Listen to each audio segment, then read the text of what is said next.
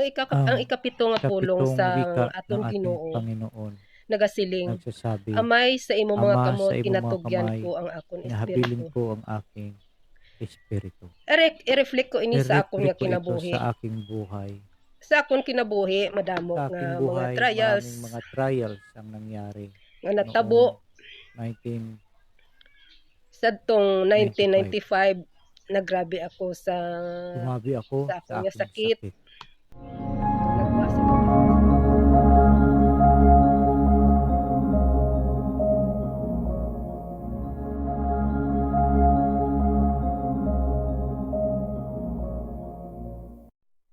Ang pitong huling wika ng Panginoong Hesus sa krus. Sa tindi ng sikat ng araw, malapit nang mag-alas-3 ng hapon, habang nakabayubay ang ating Panginoong Hesus sa krus, sa gitna ng dalawang magnanakaw, siya ay nakabigkas ng pitong huling wika na nagbibigay sa atin ng gabay sa araw-araw nating pamumuhay.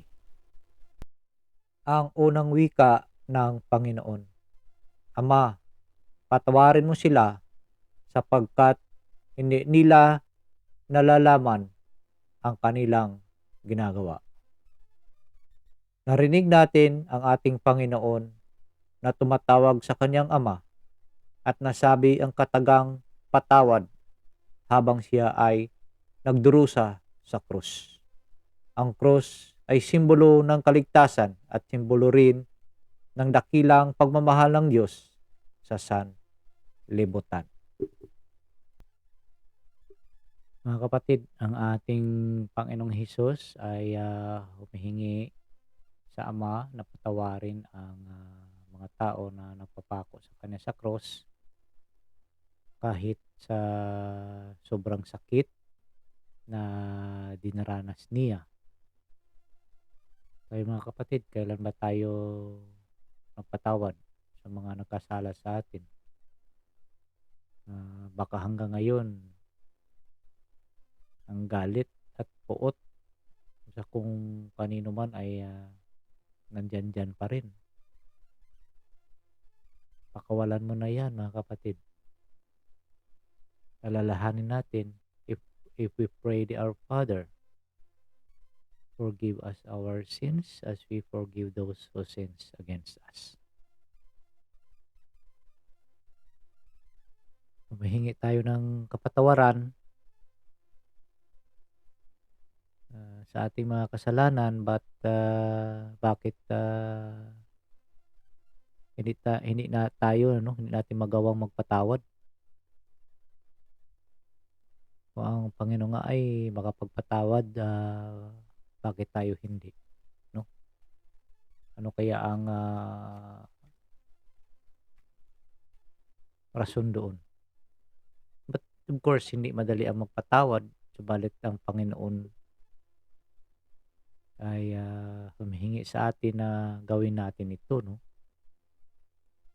It's now time mga kapatid na magpatawad tayo para gumaan ang ating damdamin at makapamuhay tayo ng tahimik, no? So of course, sa ating buhay may maraming karanasan tayo na parang hindi natin makakalimutan, ano? Na may mga tao na minamata tayo, pinalipusta, pinagkaita ng tulong at pag-aaruga, no? Napakasakit na para bang gusto mong gusto mong magwala, mabigyan lang ng hustisya ang iyong sinapit, ano?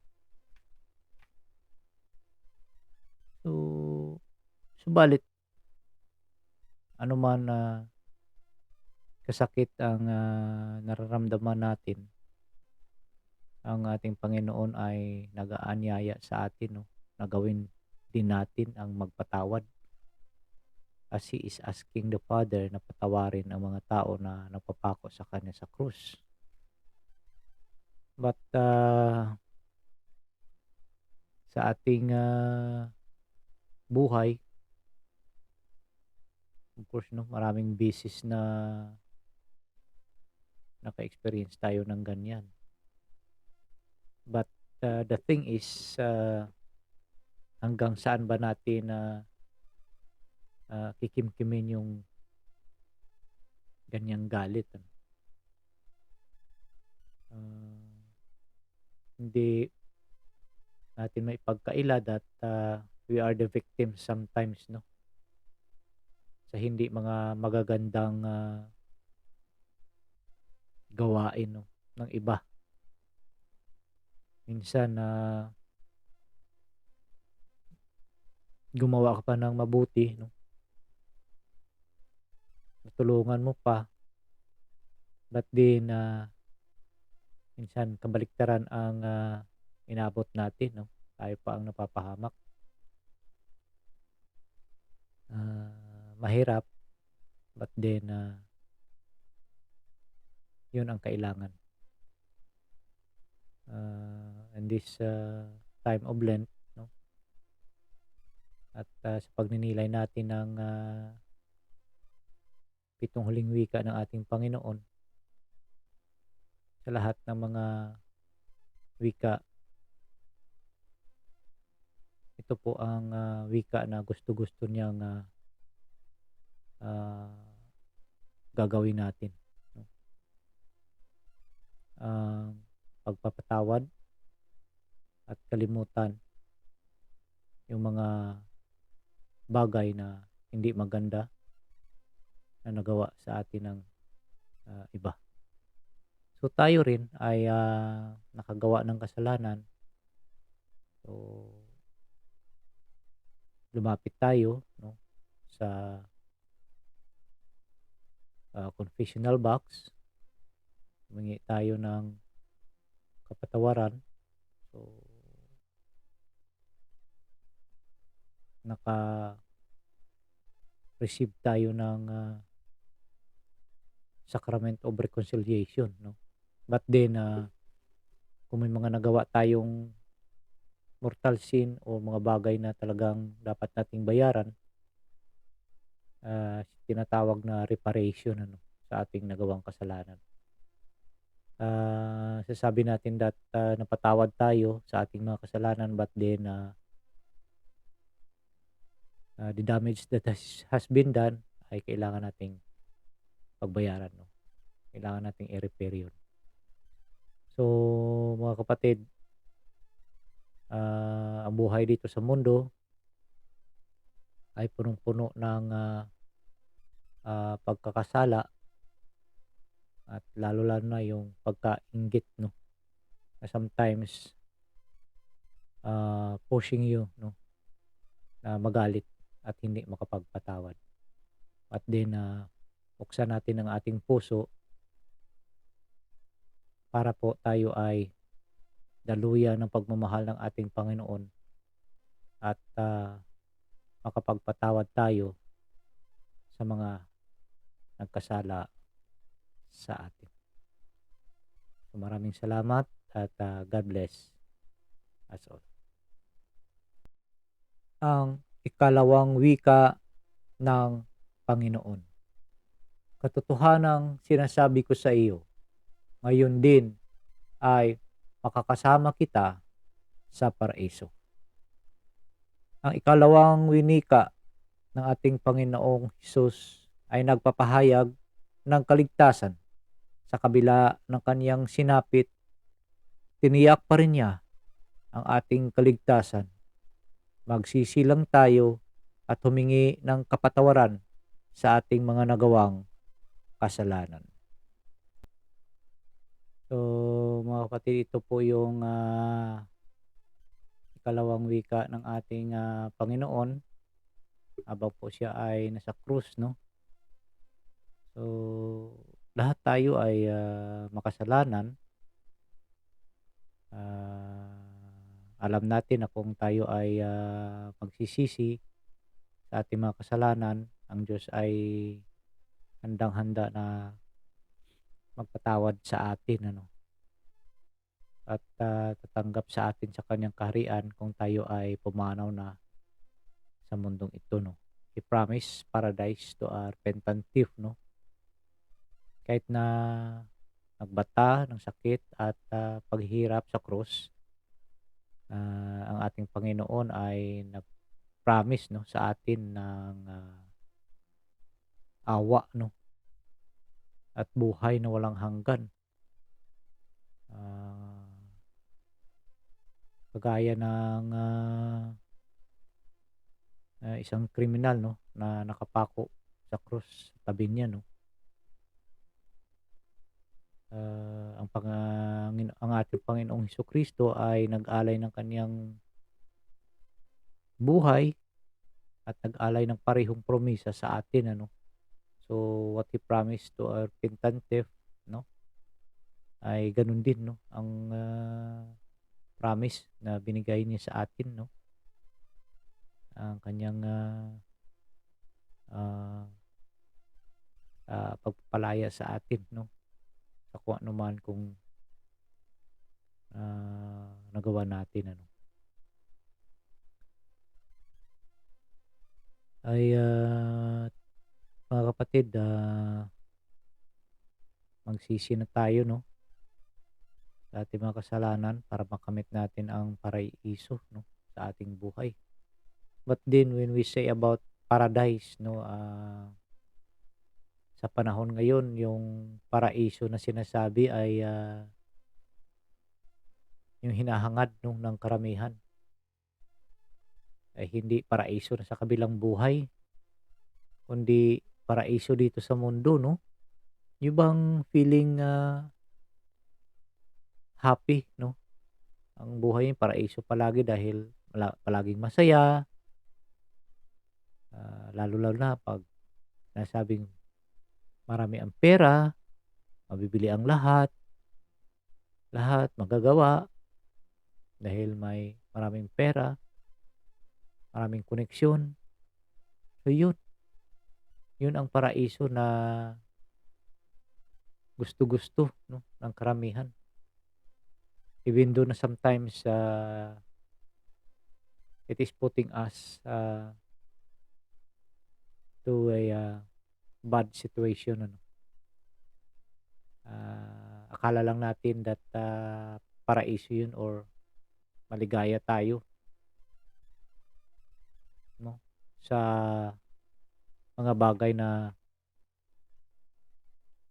natanggap natin or napag-arian natin dito sa mundo. Not in a real sense that the paradise that our Lord Jesus Christ promises is not paradise is on earth. Paraiso dun sa kanyang kaharian. Yun, napakaliwanag. But I think hindi ito naalala ng mga karamihan dahil yun na nga, mas kino-consider nila that kung ano man ang mga bagay na nakapagpaligaya sa kanila, walang sakripisyo, ayun yung paraiso. So, sana mga kapatid ay mamulat tayo na the paradise that our Lord Jesus Christ promises is not here on earth, no. Minsan na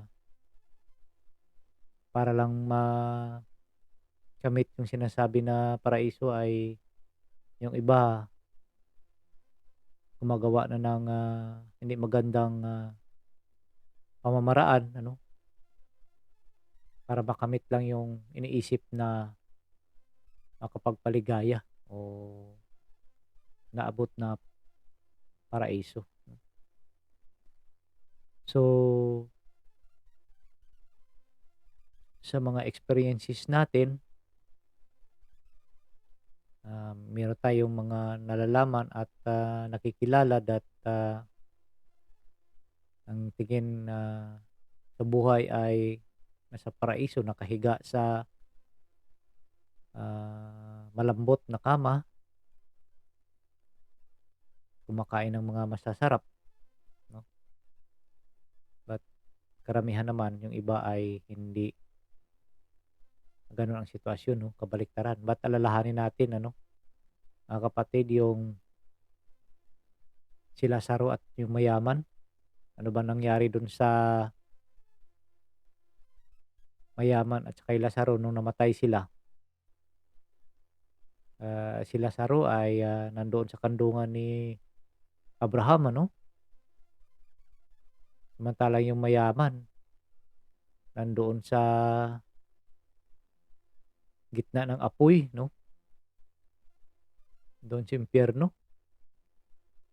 So, ang sabi nga nakamit na niya ng ano, ang, kaniyang, reward dito sa lupa, yung paraiso. Nakatikim na siya ng paraiso dito sa lupa. Si Lazaro nga, namumulot lang ng mumu na nahuhulog, dun sa kinakain niya. So, ba't din nung namatay sila, yun, mga kapatid, sana naway ano, maalala natin ito 'no, that, the true paradise is not here on earth, but doon lang po sa kaharian ng ating, Panginoon Jesucristo sa langit. So, yun lang po at, maraming salamat at God bless us all.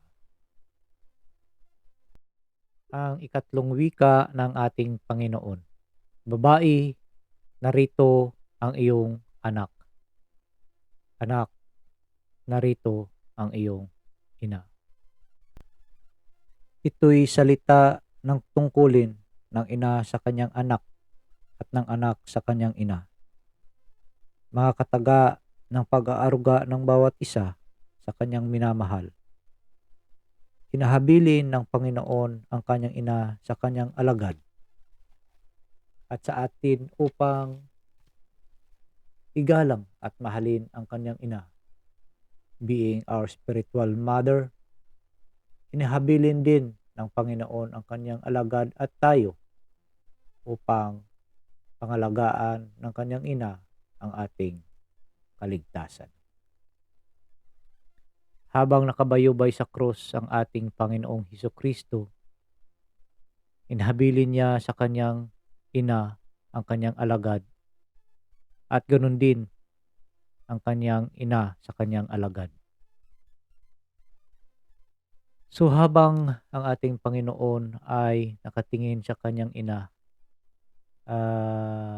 at sa kanyang alagad, masasabi natin na ang sakit na naramdaman ng ating Panginoon ay kanyang damang-dama ang paghihirap niya sa krus.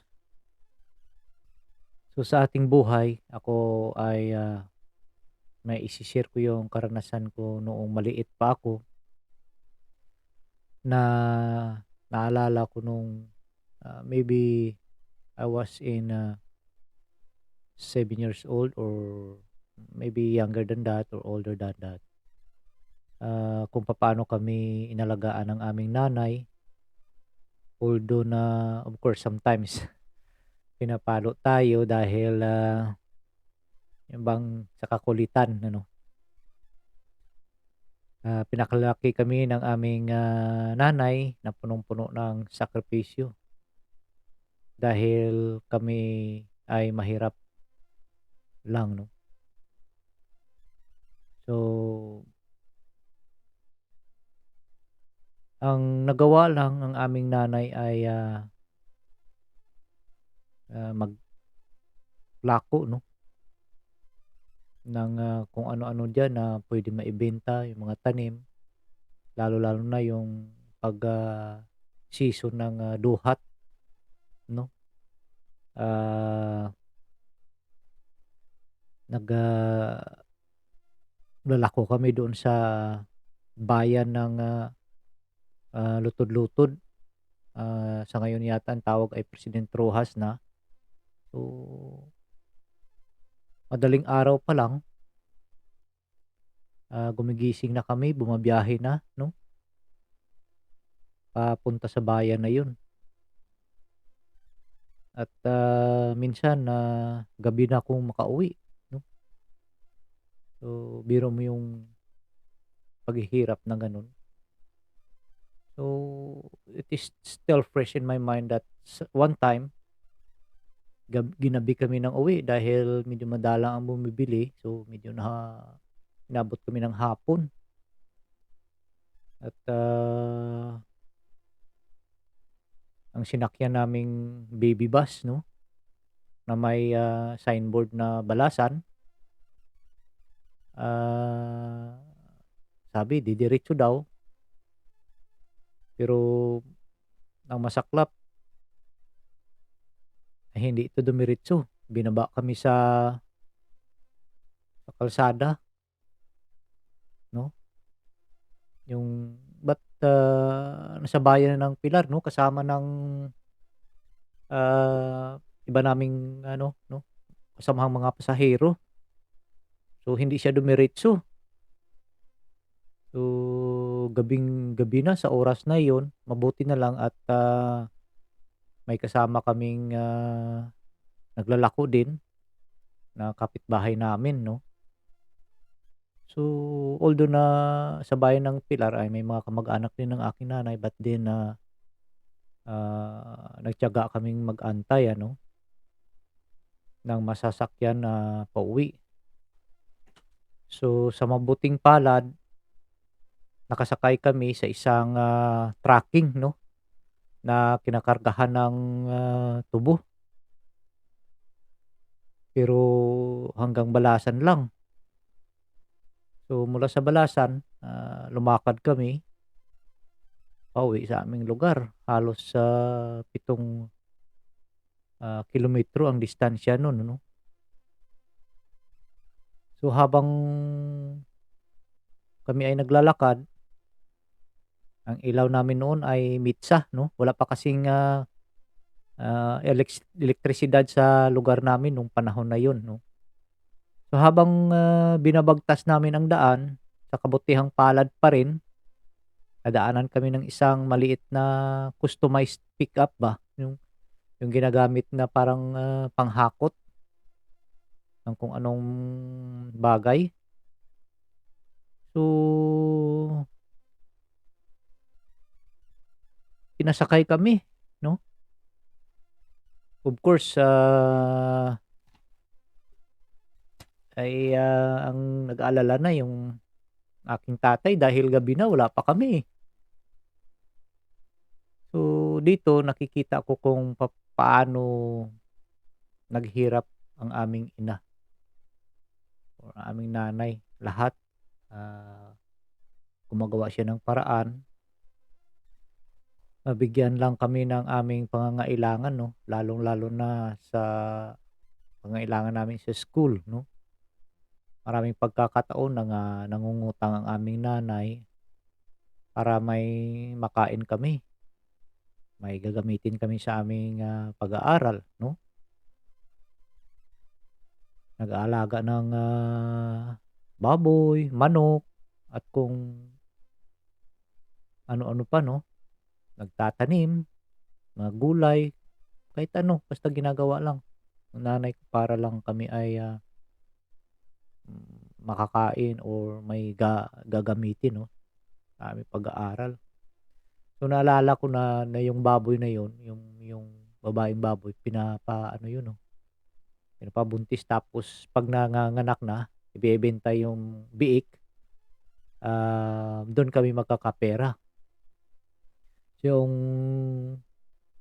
naibenta nun, the money that came from those, piglets, ay yun ang ibabayad sa mga inuutangan namin 'no. Naalala ko yung kahit na yung bigas 'no, inuutang pa ng nanay yun sa isang kuwan, hindi ko pa makalimutan yun pero naalala ko yun man lang, ewan ko kung buhay pa yung of course matanda na yun siguro namatay na rin yung, ah, nagbebenta ng bigas na ito na inuutangan namin noon ano.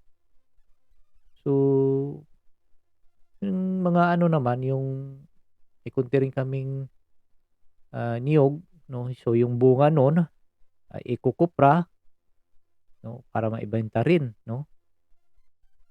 And then, yung ibang, puno ng niyog ay, ibang, kinukunan ng tuba, 'no? Ewan ko kung anong tawag sa inyo, yung,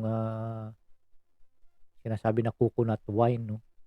Yun din, umagang-umaga pa lang bago kami dumiretso sa school, yung kapatid kong isa, yung babae ay, binubuhat na namin yun, 'no?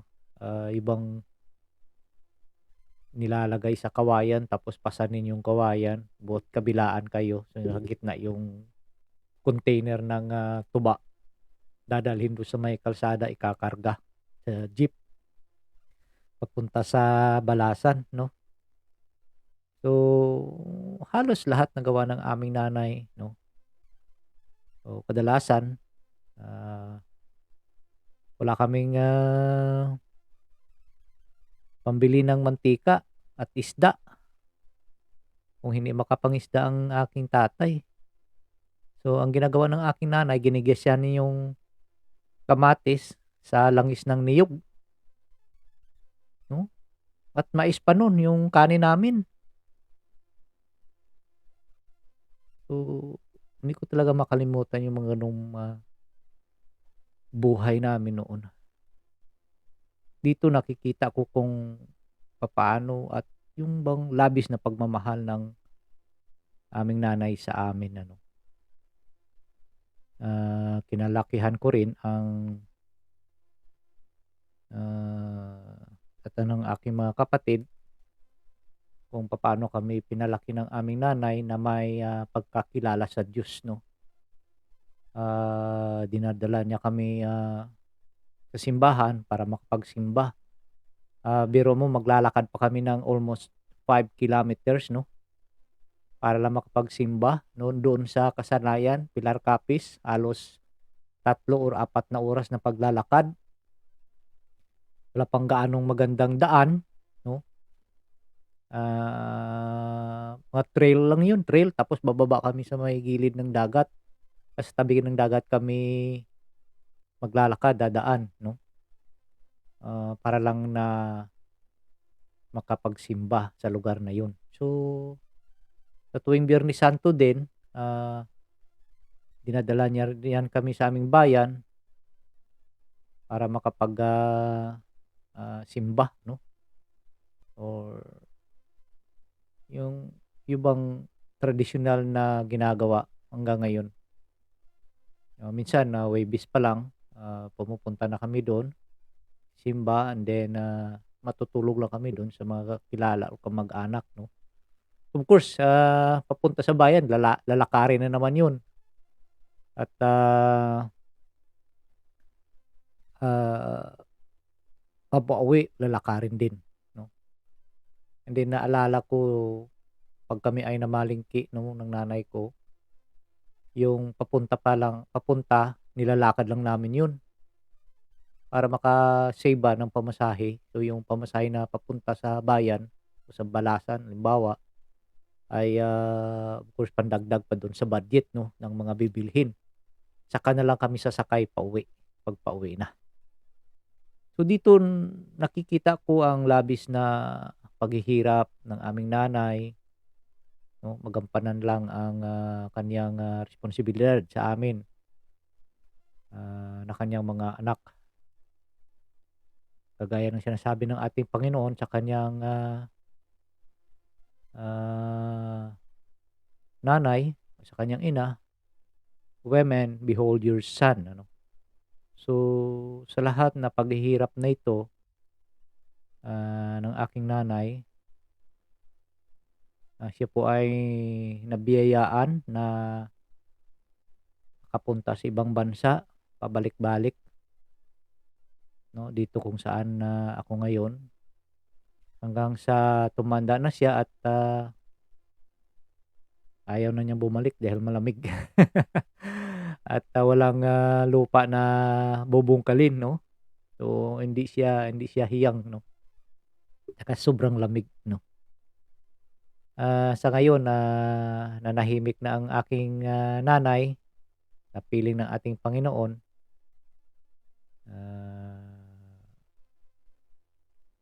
Nakapakalungkot nga na for almost years na nagkahiwalay kami, nagkikita lang kami tuwing bakasyon. So, minsan nalulungkot ako that ay hindi ako nakapaglaan ng panahon para sa kanya, no? Lalo-lalo na nung may nararamdaman na pala siya, no? So, but then, ako po ay nasisiyahan at naligayahan dahil pumanaw siya na hindi siya na masyadong naghirap nun sa sakit niya. At yung I believe na kasama na siya ng ating Panginoong Hesukristo. So, Lord Jesus, maraming salamat sa pagbigay mo sa amin, no? Sa aming nanay at sa iyong nanay rin para kami po ay alagaan, at maraming salamat din po sa pagbigay mo sa amin ng pagmamahal or ng mapagmahal na nanay. Nay, we love you kung saan ka man ngayon. Sana masaya ka dun sa piling ng ating Panginoon. So, mga kapatid, palagi nating iisipin that wala nang ibang makapagpalit, no, sa ating nanay, no? Whatever things is that ang nanay natin ay talagang he is the precious jewel, no, in our life. So, sa mga may buhay pa ang nanay, mga nanay niyo ay buhay pa, make a time and a chance na makasama niyo siya, no? Kung saan man kayo, no, malayo man kayo, bigyan niyo ng panahon ng iyong nanay. Huwag na kayong uuwi na yung bang hindi mo na makausap ng iyong nanay. So, mga kapatid, sa mahal na araw na ito, this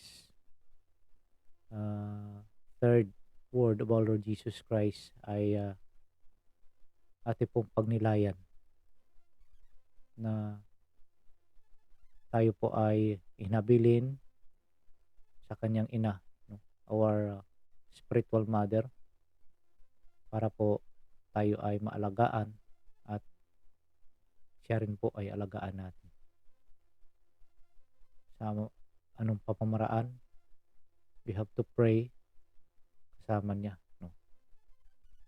Para po tayo ay makapamuhay ng mapayapa. So, maraming salamat mga kapatid, at God bless sa ating lahat. Ang ikaapat na wika ng ating Panginoon. Diyos ko, bakit mo ako pinabayaan? Ang mga kataga ng pagtatanong kung nasaan ang Ama sa mga oras na iyon. Mga katagang nagpaalala sa atin na kadalasan tinatanong natin ang Diyos kung nasaan sa oras ng ating paghihirap, na ang akala natin pinabayaan na tayo ng Diyos. Ngayong gabi, magandang gabi sa lahat. Grabe, hindi ko kabalo manghimo sang ginapahimo sa atin ni Your ba? Pero subukan ko, baka pwede to. Ang pipiliin ko sa nating assignment ay ang pang number 4. Kasi diyan ako nababagay sa lahat na yan. Unang-una, grabe, nagkaroon ako ng sakit, cancer. Pangalawa, ang sunog ng aking tindahan. Pangatlo, ang pagsara ng tindahan dahil sa pagkalugi. umpisahan ko ngayon sa aking sakit kasi yung sakit ko na yun ay agarang opera kasi kumbaga cancer siya tapos mabilis kumalat. Naisip ko noon, ako Diyos ko po, bakit ako pa medyo naman, malusog naman ako, wala naman akong naramdaman na sakit. Bakit ganon? Nagkaroon ako ng cancer.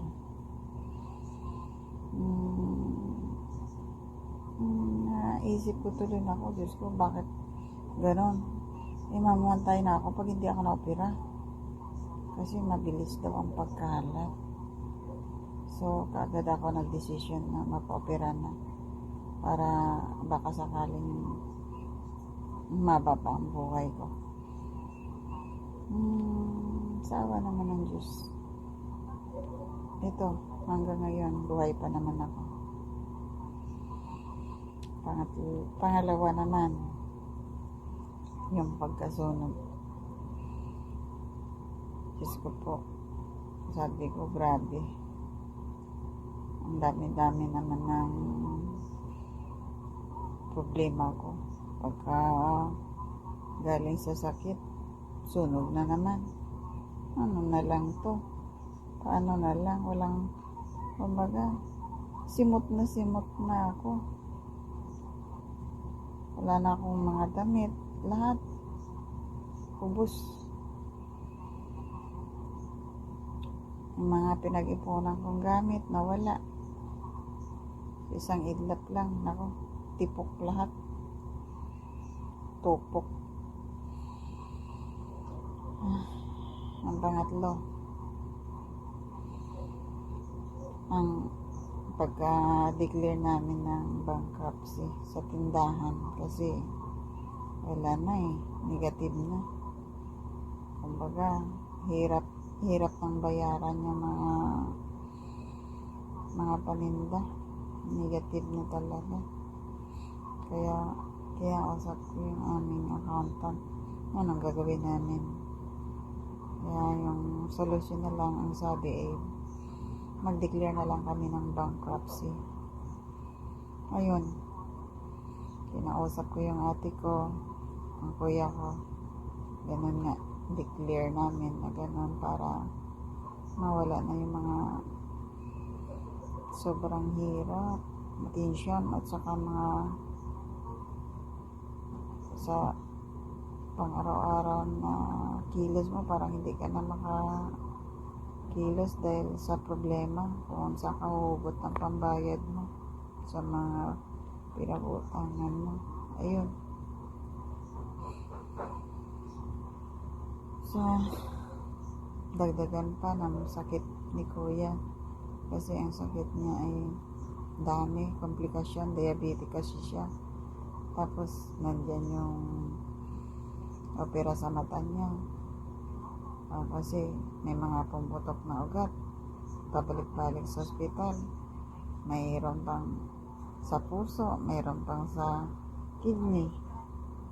Ayun, sobrang hirap. Ubos ang kumbaga pinag-iipon mo, ubos, wala na. Kaya sinara yung tindahan. Pero nang pagsara na yun, ang dami kong pinagdaanan. Sobrang sakit, sobrang hirap. Kasi ate ko na-depress na siya, hindi mo na makausap ng matino.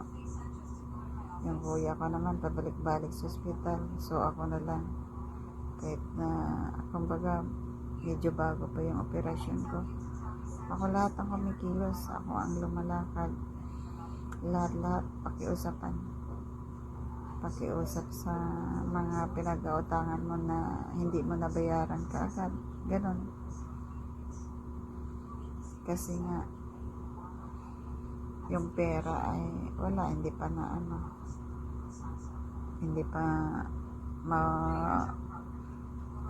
magawan mo ng paraan kaagad kasi nga biglaan. Yan, puro pakiusapan sa mga supplier.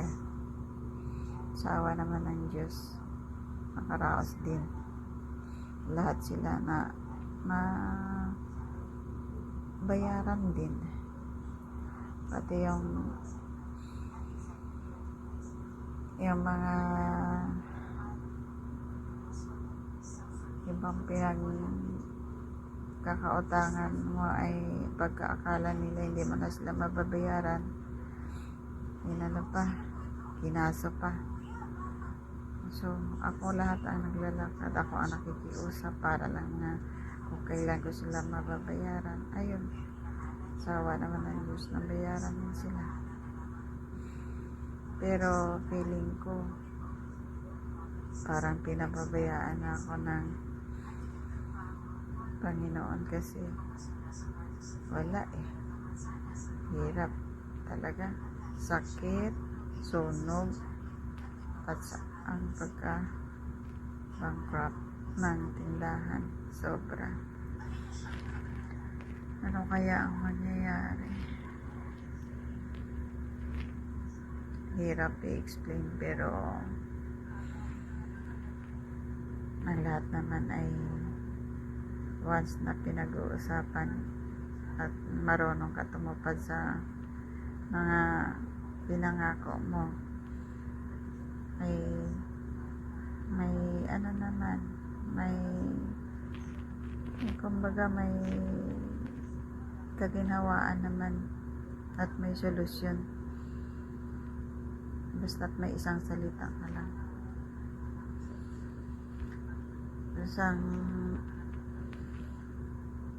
Ayun. Ang ikalimang wika ng ating Panginoon. Nauuhaw ako. Ang ating Panginoon, nauuhaw hindi sa tubig. Nauuhaw siya sa atin na mga makasalanan.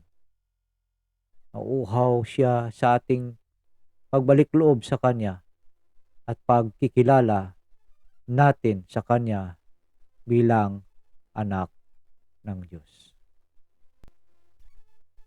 Kalimang wika ni Jesus, nauuhaw ako. Maraming salamat po sa pagkakataon maihayag ang refleksyon kong ito. Kung alam mo ang regalo ng Diyos, ang kamangha-mangha ng panalangin ay inihayag sa tabi ng balon kung saan tayo dumarating na naghahanap ng tubig. Doon si Kristo ay dumarating upang salubungin ang bawat tao. Siya ang unang humahanap sa atin at humihingi sa atin ng maiinom. Nauuhaw si Jesus. Ang kanyang pagtatanong ay nagmumula sa kaibuturan ng pagnanais ng Diyos para sa atin. Sa pagtanto man natin o hindi, ang panalangin ay ang pagtatagpo ng pagkauhaw ng Diyos sa atin. Nauuhaw ang Diyos na nauuhaw tayo sa Kanya. Siya ay Diyos, ngunit hinubad niya ang pagka-Diyos upang tanggapin ang dusa ng kamatayan bilang tao. Naghirap siya bilang tao upang maihayag ang kaluwalhatian ng Diyos. John chapter 19 verse 28. After this, Jesus, knowing that all things are now finished, that the scripture might be accomplished, saith, I thirst. Ang pagkauhaw ng Panginoong Hesus ay siya sa literal na pagpapakita ng kanyang pagiging laman. At katulad nga ng mga naunang pahayag, ito ay kaniyang piniling gawin. It was his choice to be a man and suffer to attain a far more beautiful picture. Alam niyang sa pamamagitan ng pagpakumbaba, ang kaluwalhatian ng Diyos ay higit na maitaas. Nais ko pong ibahagi ngayong sa inyo ang sumusunod na mga talata. Sa Colosas 1:19 or Colossians 1:19, for it was the good pleasure of the Father that in him should all the fullness dwell. Colossians chapter 1 verse 20, and through him to reconcile all things unto himself, having made peace through the blood of his cross.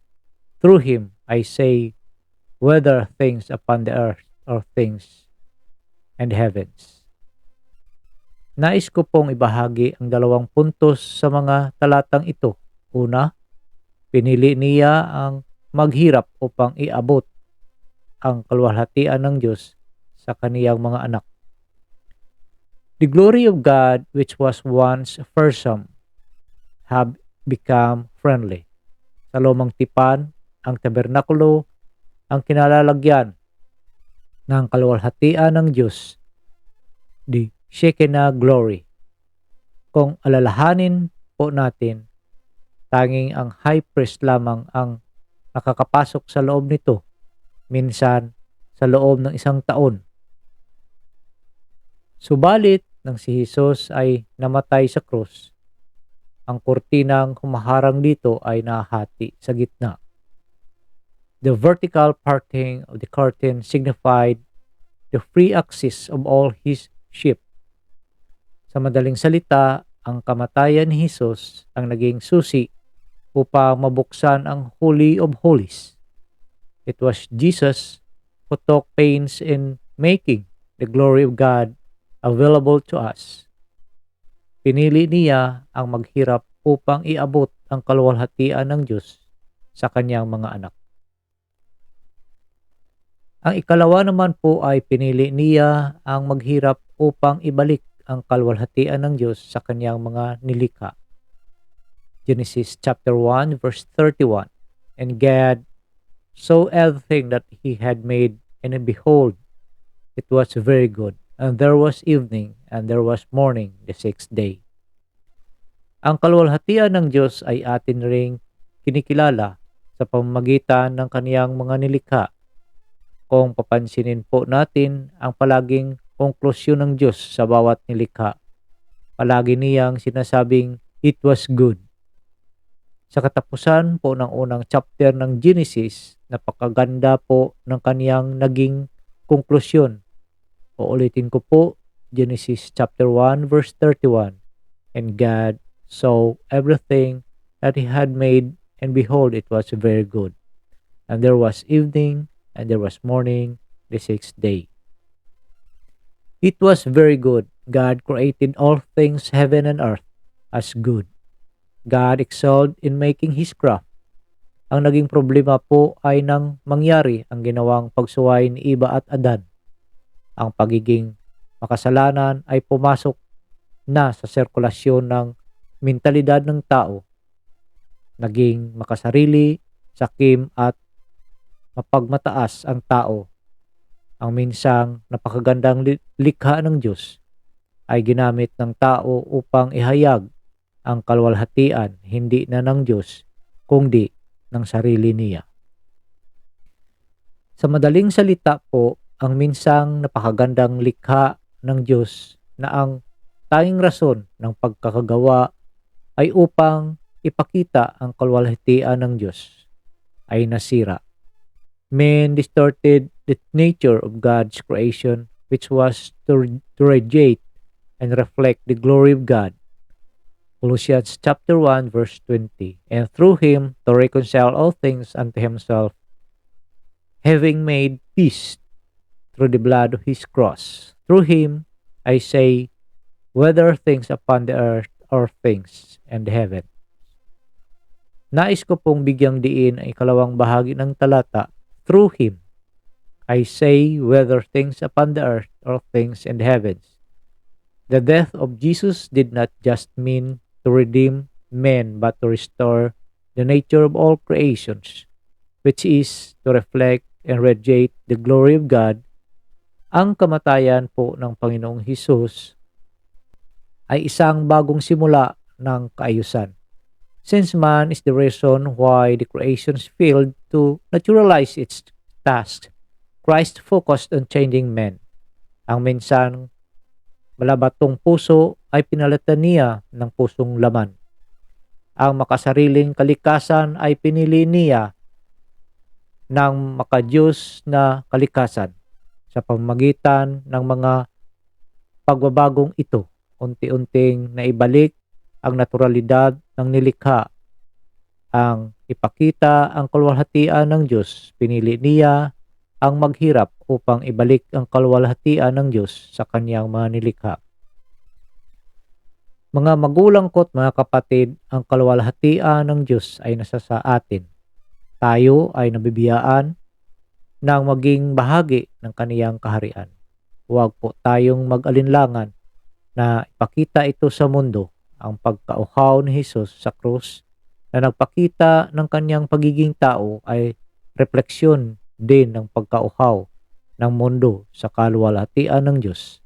Atin po itong ihatid at ipakita sa kanila sapagkat ang ating Panginoon ay naghirap bilang tao upang maihayag ang kaluwalhatian ng Diyos.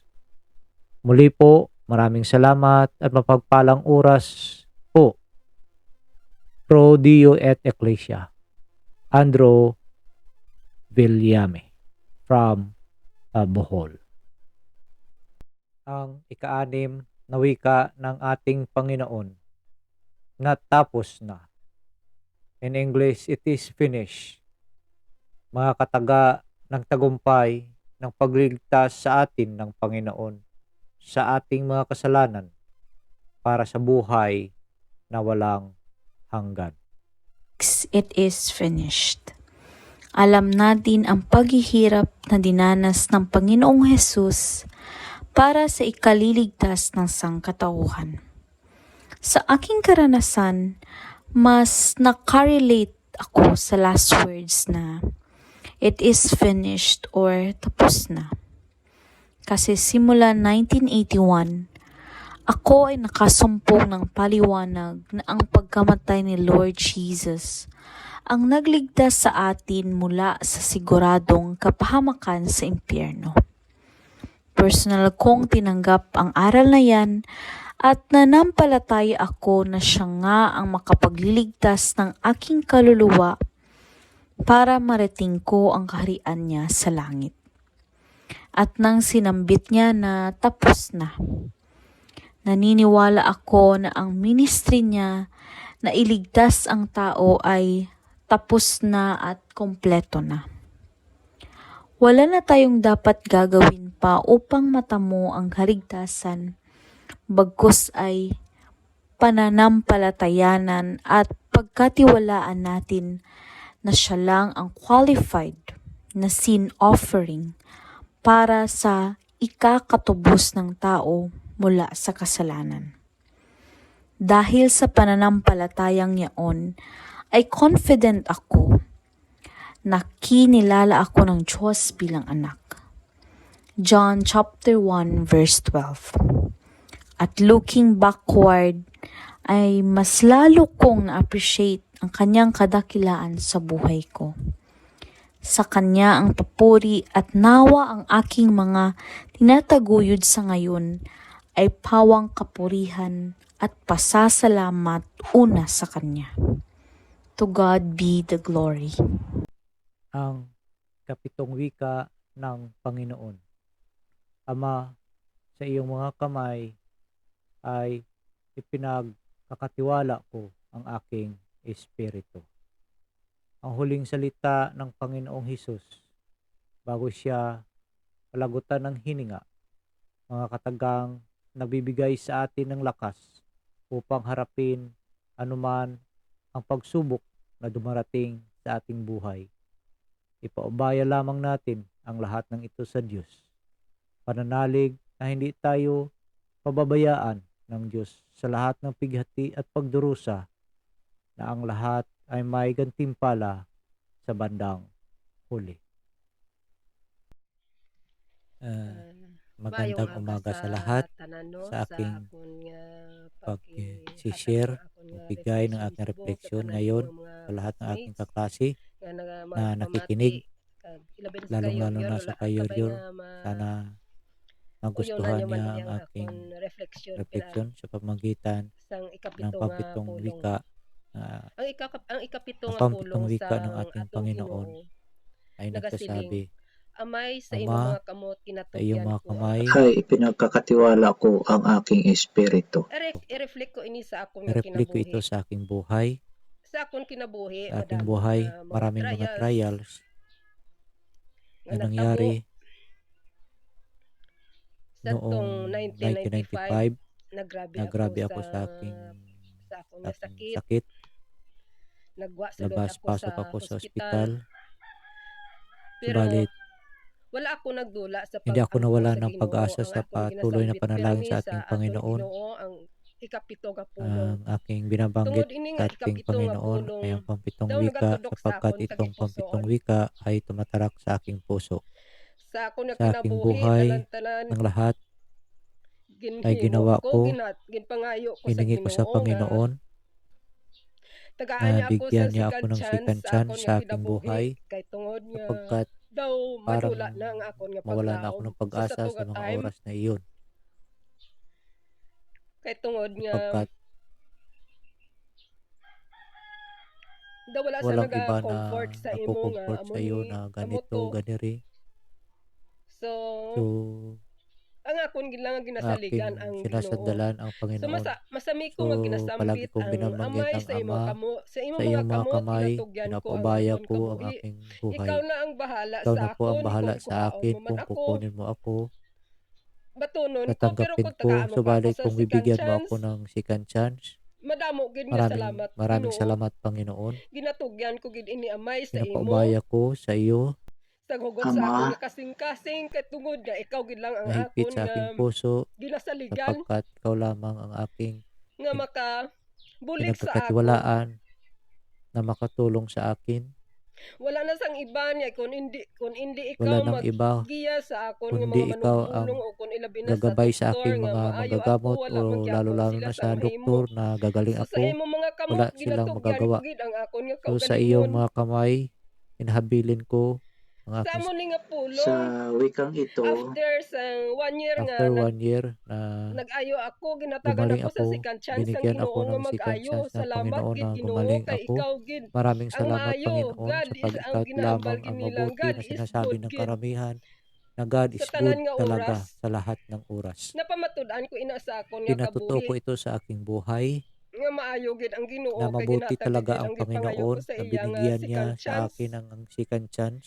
So after 1 So year nga after nag-ayo 1 year ako, na gumaling ako, lektor ako sa simbahan nagiging lektor namon. ako sa aming Kaya kada simbahan Biyernes Santo at sa tuwing nagabasa Biyernes ako Santo sang nagbabasa po pulong sang Ginoo. ako Ang ng wika ng ginabasa ko ating masami Panginoon. is Ang ang binabasa ko ikapito palagi nga pulong. is ang Kaya mo pampitong ina ang wika, akon gina-reflect sapagkat sa akon nga ito po ang kinabuhi, aking sa akon nare-reflect sa sa aking natabo buhay, sa akon sa kinabuhi. nangyari sa aking buhay. Hindi ko na malaya, Hindi ko nagatrulo na gali ang namalayan, luha ko tumutulo kung na pala ang nagahambal luha ako sa ko habang tunga. nagsasalita ako sa Kag gitna. ang mga nagasimba, At mga sumasamba, makita ko nagatrulo man ang luha nakita nila. ko tumutulo rin ang kanilang mga luha. Pero wala ako Subalit, malingkang tungod hindi ako tudok natinag sa akon sapagkat kasing-kasing ang akon nga nakaukit sa aking puso paghatag ang sang pagbibigay reflect ko sa akon nga ng kinabuhi tungod refleksyon matuod sa gid aking ina nga buhay natabo sapagkat sa ito akon. po ay totoong nangyari sa aking Mabudlay man abi buhay. mag-reflect sa imong Mahirap kinabuhi ang nga wala mag-reflect sa iyong matabo. buhay So na kung hindi ito nangyari. tapos lang sa aton So, maghatag sang madali lang refleksyon sa kung atin ang magbigay ng refleksyon kung ito manatabo gid ay sa aton nga kinabuhi. nangyari sa ating So sa buhay. tanan-tanan kag sa akon So, nga lahat mga at sa aking mga classmates classmate, kabay nga naway hindi ka mo magbulag sa huwag aton kayong Ginoo. Siya gid lang humiwalay ang sa aton ating nga Panginoon. ginasaligan, Siya amo gid lang lang na ang ating makabulig. aasahan na makatulong sa Kay na-prove ko sa akong sarili, sapagkat sa na-prove ko sa akong aking sarili hingalo nang kumbaga ako nga ay naghingalo. nangayo ko sa iya Kumbaga sang na second humingi chance. ako sa kanya ng second Wala chance. ako gindimutan, ginhatagan Hindi niya niya ako ako sa binigo, second binigyan chance niya sa ako akong ng kabuhi. second chance sa aking Nga buhay nangin na maayo ako kag gumaling ako hasta subong na hanggang maayo ngayon ang akon nga mabuti lawas ang bisan may mga aking trials sa akong nga pangatawan kinabuhi. kahit na Sometimes may may mga mga trial sa problems aking nga buhay sometimes, daw may mga makaya mo daw problems hindi pero na parang na sa makaya mo gihapon hindi. Subalit, naka-survive ako tungod sa nakasurvive Ginoo. ako dahil sa Ginoo gid lang Panginoon. aton nga saligan, wala Ang na sang Panginoon iba. lang Amo talaga ang lang gid ating ina ang akon. sasandalan. Madamo gid nga salamat. Wala nang iba. Yun lang po at maraming salamat.